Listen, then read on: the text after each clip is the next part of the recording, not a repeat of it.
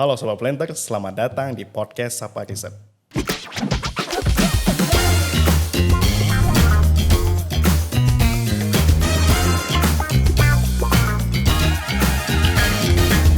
Pada episode kali ini, kita kedatangan narasumber seorang peneliti ahli utama di bidang ilmu tanah yang juga memiliki kepakaran di bidang remote sensing.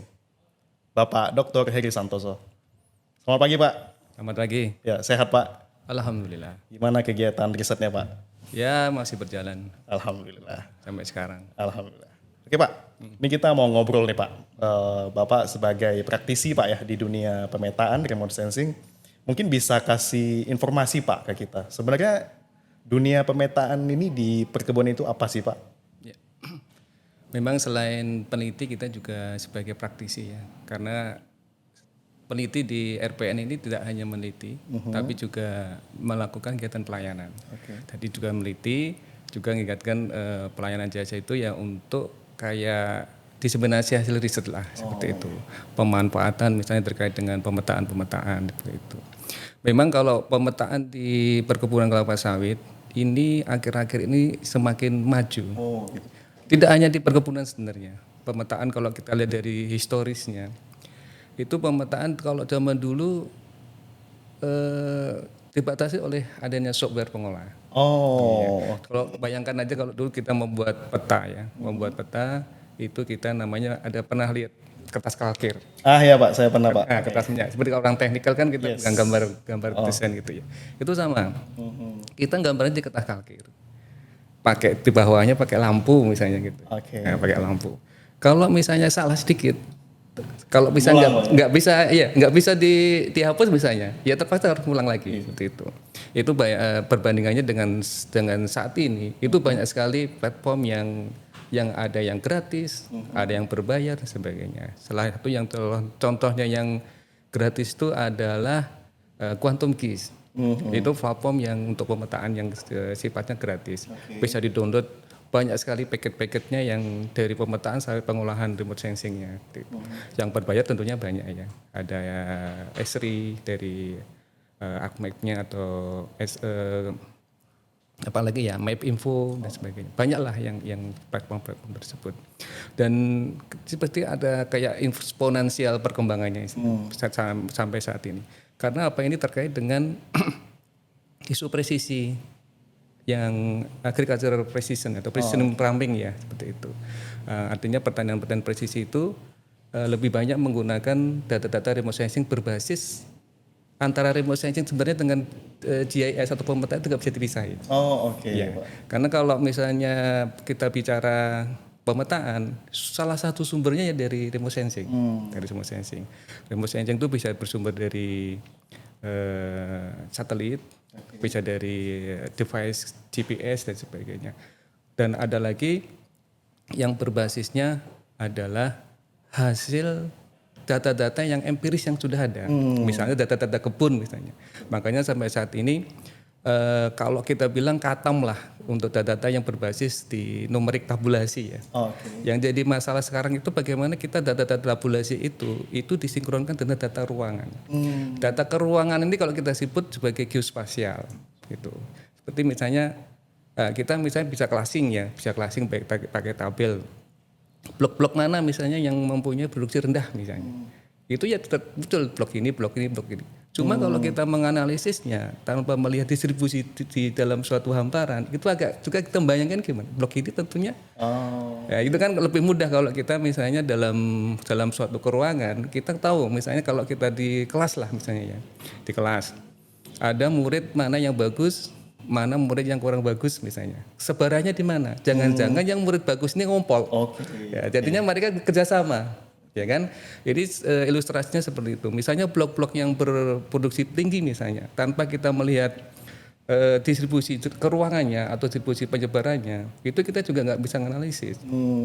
Apa sih yang menyebabkan misalnya di blok ini produksinya rendah misalnya, yang ini produksinya tinggi, yang di sampingnya juga tinggi juga. Nah, kemudahan kita melihat analisis ini dengan pemetaan ini sangat luar biasa sekali.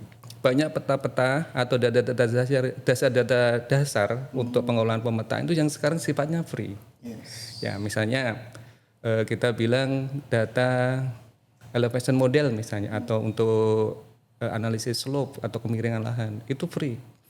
Baik yang global dari SRTM, SRGDM, ataupun yang sekarang Indonesia punya itu Digital Elevation Model Nasional, Timnas, itu free. Artinya kita untuk mengolah, untuk melihat slope-nya, mengolah data-data ketinggian itu sudah sangat mudah sekali. Kemudian kita bisa ada melihat data juga di internet itu, data-data yang free untuk remote sensing ya. Itu ada satelitnya Landsat free, kemudian Sentinel juga free, dan ada masih NOAA itu yang untuk iklim dan sebagainya. Iklim pun kalau kita bisa kaitkan dengan keuangan itu juga sesuatu yang menarik. Gitu. Karena kalau di kebun kelapa sawit ini data itu tidak terbatas. Yang penting dia ada posisi koordinatnya, ada posisi latitude, longitude-nya, itu bisa dipetain. Dan kedepannya itu bisa kita analisis spasialnya. Hubungan keterdekatannya seperti apa? Misalnya data ini kok sama dengan data ini, itu masalahnya di mana? Nanti kita bisa lebih mudah lah menganalisis secara geospasial. Itu untuk pemetaan saat ini berkembangnya sangat luar biasa karena tuntutan manajemen itu harus menerapkan pertanian yang presisi. Apalagi sekarang drone ya. Drone mana drone terbang kan gitu. Yes. Nah, itu juga salah satu yang memantik teknologi remote sensing atau teknologi GIS pemetaan itu sangat luar biasa. Itu salah satu gambarannya lah. Gitu. Tentunya ini menarik Pak ya untuk teman-teman dari Sobat Planters juga. Industri perkebunan juga memandang pemetaan ini sangat penting ya. Mungkin sebelum kita bahas detail tentang inovasi teknologinya Pak, sebagai petani nih Pak ataupun industri, sebenarnya output utama apa yang bisa kita dapatkan dari pemetaan ini Pak? Ya. Isu nasional sampai saat ini adalah tidak terpetakannya secara spasial kebun rakyat. Itu masih PR besar. Ya kalau misalnya kita bisa mengidentifikasi lah, misalnya untuk sebaran tutupan lahan sawit bisa dari remote sensing. Itu kan kita bisa dengan analisis beberapa pendekatan ketemulah luas areal yang tahun 2022-2023 kan 16 juta tutupan lahan untuk tutupan sawitnya. 16 juta Pak ya. Nasional. Saya yakin itu lebih. Bukan lebih ya? Lebih itu. Karena mungkin ya ada yang disembunyiin, dalam artian mungkin regulasinya nggak mungkin itu dimunculkan. Bisa ada kebun sawit yang ada di hutan dan sebagainya. Gitu. Dan pertanyaannya sekarang, untuk program replanting yang menggunakan data dari BPDPKS, itu kan mengharuskan petani itu mengupload lokasinya. Yes. Ya, artinya apa? Lokasi itu benar-benar di luar kawasan hutan. Nah, itu salah satu manfaatnya. Lah, beberapa kali RPN ya, sebagai lembaga riset dan lembaga pelatihan, kita mengedukasi petani untuk secara mandiri memetakan lahannya. Dengan apa? Menggunakan smartphone. Smartphone itu kan sebenarnya ada lokasi GPS-nya. Nah, itu kita bisa manfaatkan untuk pemetaan. Kalau kita bilang kalau pemetaan di dunia pemetaan ya, itu namanya pemetaan partisipasif. Ya, artinya user atau secara umum siapapun boleh berkontribusi terhadap pemetaan itu sumbernya. Dengan kita mengetahui posisi pojok-pojok lokasinya atau batas-batas lokasinya, itu tentunya juga sangat membantu yang data nasional tadi tutupan sawit mengidentifikasi, oh ini sebenarnya sawitnya rakyat loh. Gitu. Ya, artinya kan kita membantu nih, oh ini sana kebunnya sawit, tinggal mau poligon aja, oh ini punya isi pola. Walaupun ya secara akurasi dengan menggunakan smartphone itu ada biasnya 3-5 meter akurasinya. Namun itu bisa dimanfaatkan untuk membantu mengidentifikasi pemegang hak untuk mengelola data itu ya, dalam arti ini adalah Badan Informasi Spasial, bahwa tutupan lahan yang sebelah sini punyanya petani, yang sebelah sini punyanya perusahaan. Kalau di atas kan kita tahu nih semuanya sawit nih, cuma miliknya siapa itu yang jadi PR. Makanya dengan teknologi pemetaan ini paling enggak isu-isu masalah pemetaan kebun rakyat itu di mana saja itu benar bisa selesai. Itu salah satu outputnya. Kemudian output yang lainnya, seperti yang saya jelaskan di depan tadi, manfaatnya sangat luar biasa. Membantu kita menganalisis masalahnya di kebun kita tuh apa. Kan kita tadi sudah misalnya mempunyai peta tanah, peta kemiringan lahan, kemudian peta lagi peta geologi misalnya. Kita bisa mengoverlay. Itu bisa kita melihat potensi lahannya itu sebenarnya masuk kelas lahan berapa. Nah, basisnya untuk menentukan potensi produksi itu biasanya kelas lahan. Misalnya kelas lahannya masuk S1. Potensi produksinya tentunya lebih tinggi kan. Ya, ada S1, S2, S3.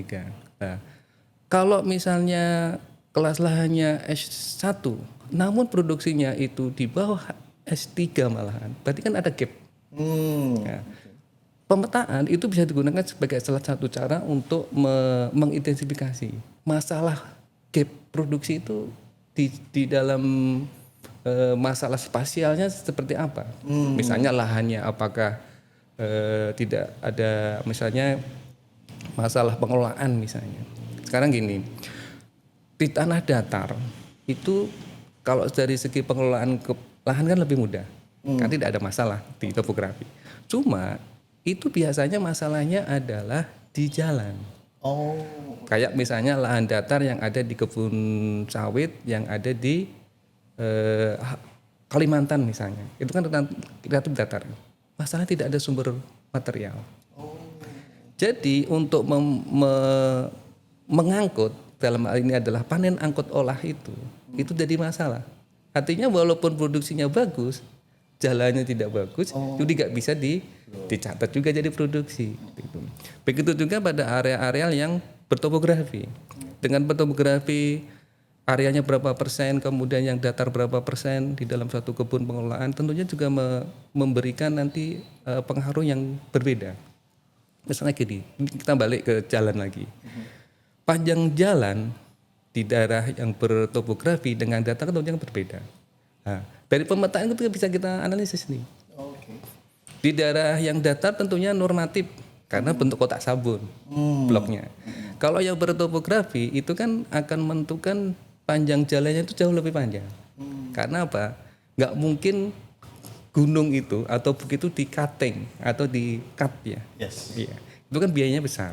Pasti nanti itu ngikutin kontur. Nah, tentunya lebih panjang. Lah, data-data itu kita bisa gunakan informasi kepada manajemen bahwa kewajiban mengelola jalan itu berbeda. Standarnya berbeda. Karena apa? Pada jalan yang bertopografi jauh lebih panjang dan risikonya juga lebih panjang, lebih banyak. Karena apa? Longsor, selupnya harus benar.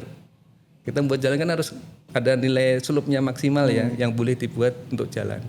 Itu dari pemetaan kita bisa lakukan dengan menggunakan digital elevation model tadi, DEMNAS itu kita analisis itu outputnya banyak sih. Dan satu lagi kalau misalnya kita bicara ini ya pencatatan produksi ya. Saat ini kita basisnya itu blok. Sementara blok itu kan kalau 30 sawit kan maksimal misalnya taruhlah rata-rata ya itu 30 hektar, ada yang 25, ada yang 16 seperti itu. Kalau namanya produksi di blok 16 hektar itu kan data rata-rata. Karena basisnya unit terkecil pencatatan di database adalah blok. Ya. Sementara kalau kita melihat ke belakang, produksi sebenarnya ngambil dari mana sih? Di mana produksi ambil? Dari pohon kan? Dari pohon, nggak mungkin kita ambil dari tetangga kan nggak mungkin kita ambil kan. Masa kita ambil dari tetangga berarti kan mengurangi punyanya tetangga gitu. Artinya sekarang itu basis data harus kita ubah. Basis datanya berdasarkan pohon.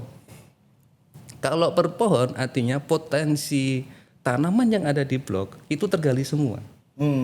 Kan kalau pemetaan kan itu ada posisi X sama Y misalnya ya. X sama Y ini kalau dibuat barcode kan muncul tuh. Benar kan? Iya. Artinya apa? Kalau kita misalnya manen, petani harus scan barcode dulu. Artinya apa? Mau nggak mau pemanen itu harus sampai ke dalam.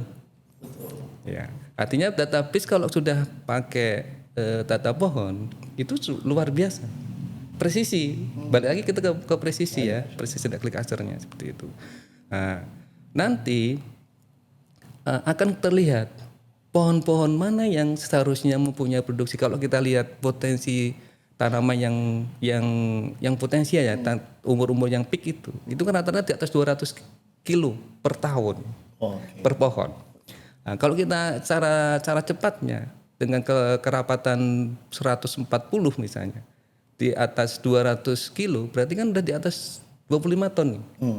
Udah secara otomatis itu tergambar gitu. Nah, tinggal nanti secara spasialnya blok-blok mana, tanaman-tanaman mana yang itu pohonnya masih belum maksimal produksinya. Artinya kita sudah basisnya adalah data pohon gitu. Apalagi kalau kita lihat dengan perkembangan drone itu kan sudah pump countingnya kan, kan ada pump counting per pohon itu kan. Ya, artinya ya database itu berdasarkan itu. Dengan kita sentuhan sedikit dengan teknologi yang berbasis smartphone tadi, posisinya udah jelas nih. Panen di sini, udah panen apa belum? Nah, kita lihat tinggal laporan aja. Oh ini belum dipanen. Ada apa masalah di panennya? Nah itu ada dashboardnya nanti yang di kantor pusat itu bisa mendeteksi. Ini yang belum kepanen ini gitu kan. Yang sana belum kepanen. Kenapa? Oh sana hujan. Nah, secara real time itu kita bisa monitoring masalahnya di mana. Nah, karena itu saling berintegrasi ya. Nah, dari data pemetaan implementasinya berdampaknya ke luar biasa gitu. Nah, jadi nanti dari pohon-pohon itu bisa diklaster nih dengan istilahnya analisis geospasial, geostatistik itu muncul nanti pohon-pohon yang mana yang berkorelasi produksinya pasti bagus. Nah, nanti yang nggak bagus kan muncul lagi itu. Seperti halnya kita individu-individu yang ada di kelas tadi yang saya ceritakan tadi. Oh ada mahasiswa kelas ini bagus nih. Oh ternyata dia duduk sama orang yang pinter gitu. Gitu. Kan sama juga. Nah, artinya kalau kita misalnya mengatakan berbasis datanya adalah pohon, berbasis pohon, itu secara otomatis kita menggali potensial benar-benar bahan tanamannya. Kalau di PPKS kan punya standar produksinya. Standar produksi yang dikeluarkan oleh PPKS itu data per pohon. Potensinya ada itu. Satu pohon itu 1 tahun S1-nya berapa, S2-nya berapa itu ada. Artinya kalau itu nggak dimanfaatkan kan saya orang penelitinya PPKS itu. Pemulihan itu kan panjang itu, 10 tahun minimal menghasilkan. Nah, artinya hal-hal yang dasar itu kita terapkan. Apalagi udah pemetaan yang sudah mutakhir ya, sudah sangat advance saat ini. Kemudian ada database-nya berbasis pohon udah luar biasa. Nah, nanti kedepannya mungkin pupuknya udah basisnya pohon lagi. Itu kedepannya. Makin kecil Pak ya? Unit database-nya semakin kecil. Gitu. Oke Pak, ini menarik Pak ya. Memang banyak informasi tadi tuh kalau sebagai kita pelaku perkebunan, tentunya mengharapkan dari hasil analisis itu bisa memberikan potensi produksi yang lebih gede. Tadi Bapak ada infokan terkait precision agriculture nih Pak. Saya tertarik nih Pak, tadi Bapak ada sebut soal drone Pak. Nah selama ini kan saya tahunya drone itu cuma untuk foto sih Pak, foto untuk video. Gimana sih Pak? Nggak untuk ngintip kan? Enggak Bang. Ini gimana sebenarnya drone ini bisa menjawab tantangan dunia perkebunan ya? Kayak Bapak bilang tadi, bisa menganalisis detail per pohon. Mungkin bisa dijelaskan lagi Pak? Ya.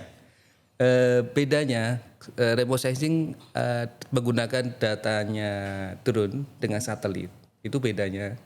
Kalau satelit itu kan ada waktu orbitnya ya. Bisa ada yang 2 hari, ada yang 15 hari dan sebagainya. Dan skalanya itu belum tentu sedetail kalau kita pakai drone. Ya. Pakai drone ini memang banyak keuntungannya. Misalnya waktunya mau ngeturun kapan pun bisa. Ya. Masalahnya adalah itu kan kecil skalanya, cakupannya kecil, jadi perlu armada atau drone yang banyak. Dan waktunya kalau misalnya satu Indonesia itu ya juga berapa juta drone kan seperti itu ada plus minusnya. Kalau misalnya nanti udah pakai drone yang kita memetakan beresolusi tinggi dan saat ini itu masih kebanyakan drone itu kameranya kamera biasa.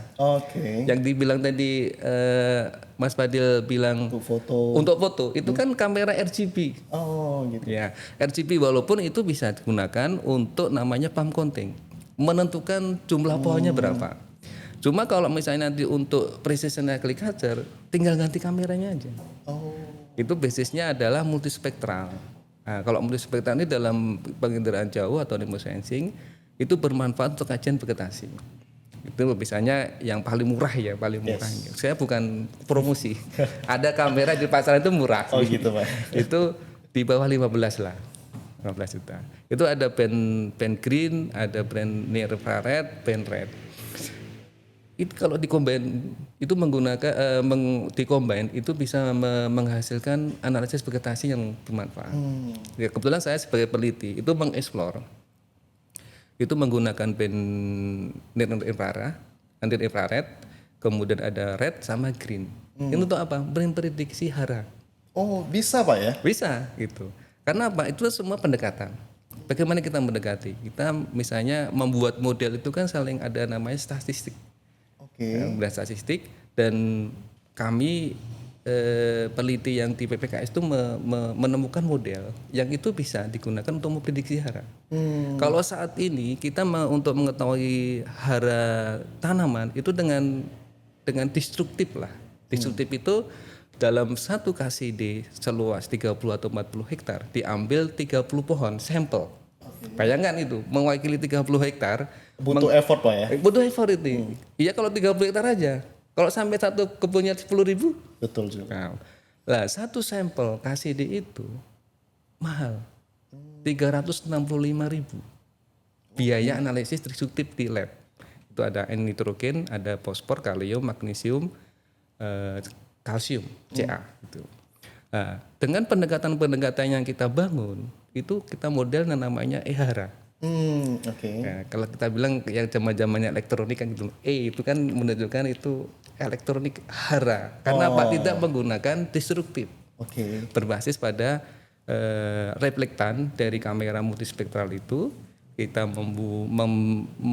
membuat model hubungan dengan analisis daun yang secara destruktif, temulah model ini. Nah, model ini kita bisa memprediksi secara cepat. Nah, balik lagi yang kita sampaikan di belakang tadi, basis data itu berpohon, itu kita bisa menganalisis hara itu per pohon. Per pohon, artinya kan itu matching, ya kan? Database kita kalau kita ubah menjadi database per pohon, ya kan? Produksinya per pohon, kita haranya per pohon, klop ini. Jadi kan pohon diambil produksinya, kehilangan produksi harus diganti dengan pupuk. Prinsipnya pemupukan seperti itu kan, mengganti hari yang terangkut panen. Nah, kalau kita sudah mengetahui kebutuhan tanaman terhadap pupuk itu per individu pohon, betul. Itu tidak meleset lagi. Karena selama ini kita Pak anggap aja ya udah dosis segini distribusi biasa gitu aja Pak ya. Sampelnya 30, mewakili 30 hektar, ya kan? Di rata-rata 2,5 kilo, mau misalnya, atau 5 kilo per pohon, sama semua. Padahal kalau kita lihat individu makanya beda-beda. Bang Fadil mungkin makanya banyak. Betul. Kalau saya sedikit. Oh gitu. Tapi sering. Nah, kemudian kumulatifnya mungkin hampir sama. Makanya sepiring juga. Iya. Cuma kan sepiring. Cuma nanti sepiringnya dosisnya beda-beda. Dosisnya beda-beda itu. Nah, ini analoginya. EHARA ini juga kita kembangkan lagi nih. Lebih dalam lagi karena kita sudah punya model, ya kan? Kan zamannya drone ini. Kita injek ke drone. Gitu, kita injek ke drone. Artinya model yang kita tanamkan itu di dalam sistem mini komputernya di drone.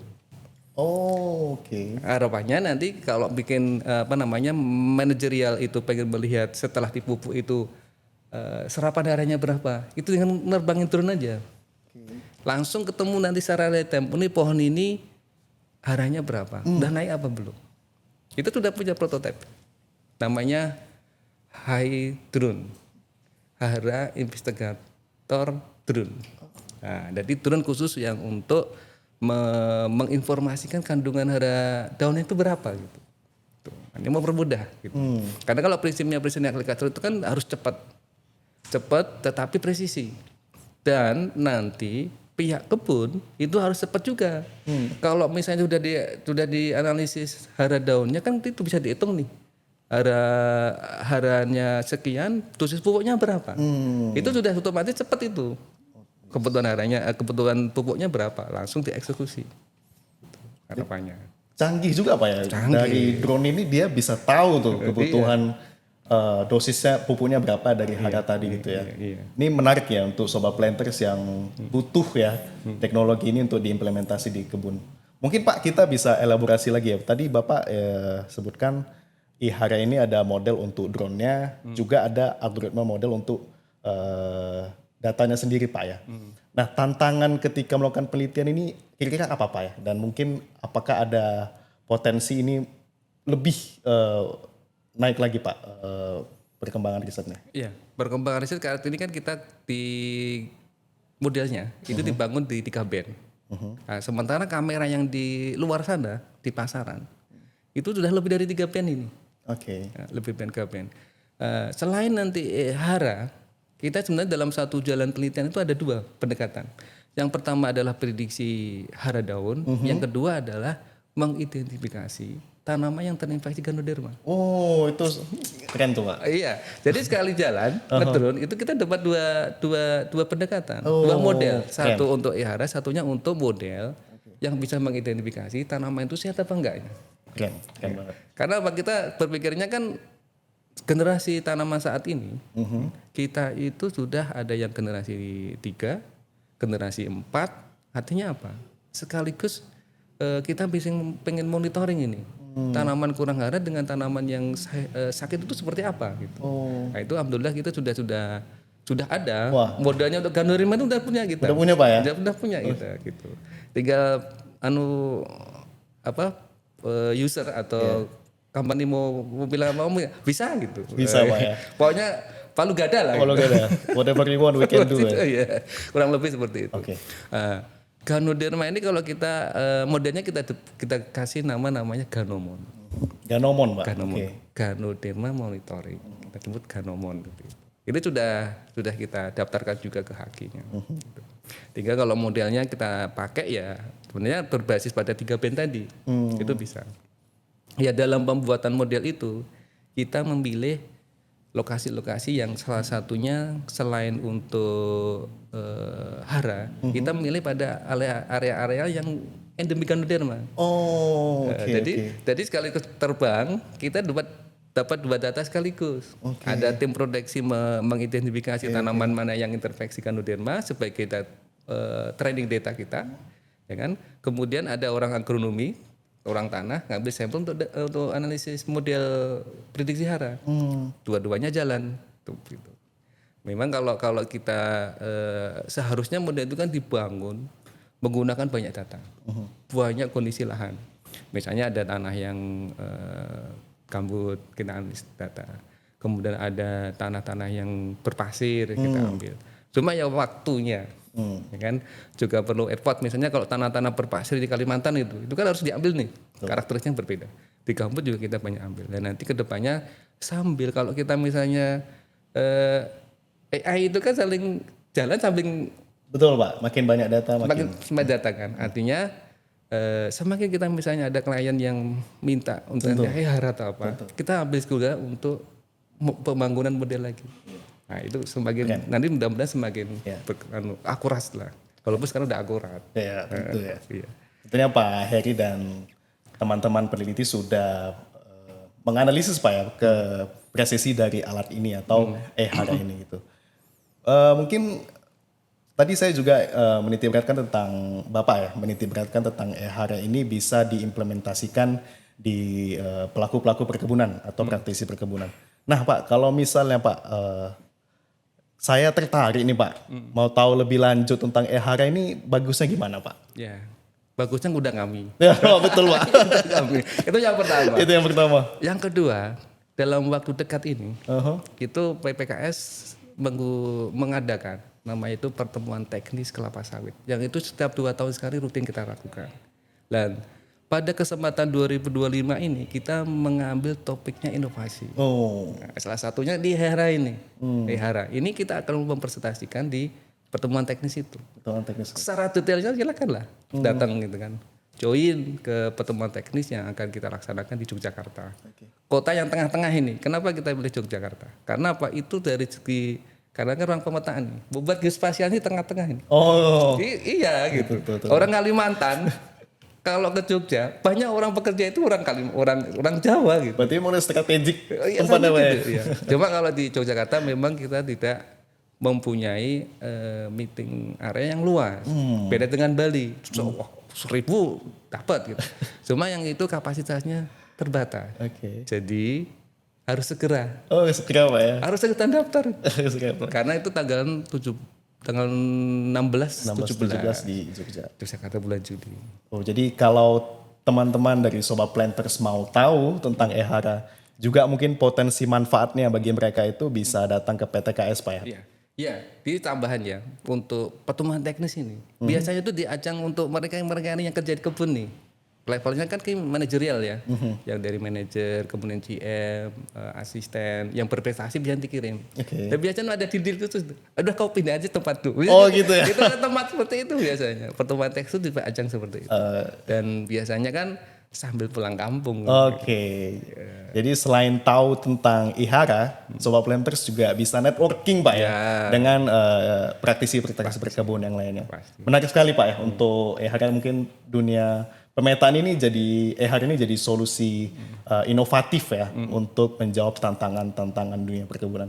Mungkin pertanyaan terakhir Pak, terkait dengan dunia pemetaan ini, apalagi nih Pak rencana Bapak yang mungkin ada kaitannya dengan precision agriculture yang akan diteliti oleh Bapak dan teman-teman peneliti? Nanti bocor dong. Nggak boleh Pak ya? Oke, mungkin Sedikit aja. Pak. Ya. Ya. Kita runutkan nih. Jadi database kita berdasarkan pohon, ya kan. Analisis daunnya per pohon, kebutuhan hariannya per pohon, ya kan. Sekarang pupuknya harusnya per pohon. Wih, itu dia Ya kan? Pak. Bagaimana caranya?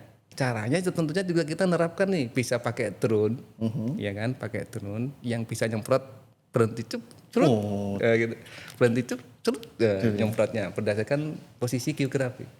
Nah, atau yang kedua adalah kita bisa pupuk itu berdasarkan menggunakan traktor sendiri di bawah. Kan kita bisa lihat tuh traktor itu jalan, kemudian ada membaca posisi X dan Y-nya, posisi dari pohon tadi itu, nyemprotkan berapa dosisnya. Ada dua cara. Yang ini mungkin ke depan dalam PTKS-nya juga kami akan kerjasama nih, audiensi lah dengan DJI yang sudah mempunyai teknologi itu. Teknologi kita namanya stop and spray. Stop and spray. Nah, itu spray. Nah, tapi ini kan nggak bisa kita menggunakan pupuk yang saat ini ada. Itu pupuknya kan kalau kita dilarutkan kan sumpet lah itu. Itu Pak ya? Iya. Karena kan itu dari padat, sebenarnya dari cair dipadatkan, dicairkan lagi kan nggak bisa. Oh gitu Pak. Makanya gitu kedepannya ada penelitian yang expand lagi.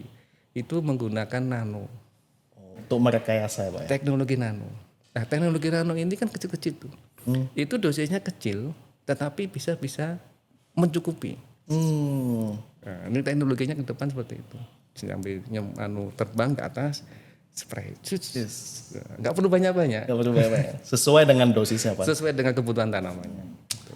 Jadi keren juga Pak ya, bagaimana solusi inovasi di dunia perkebunan ini, contohnya tadi drone ya, dia bisa analisis kebutuhan hara, kebutuhan pupuk, dan ini otomatis Pak ya, real time, daripada mungkin dalam tanda kutip effort yang konvensional dulu itu butuh waktu. Nunggu sebulan itu. Nunggu sebulan Pak ya? Nunggu sebulan. Dan ini sekali terbang langsung dapat Pak ya? Dapat. Kayak curah lobat dapat. Dan nanti mungkin jadi pemanfaat IoT Pak ya tadi ya, stop and spray tadi.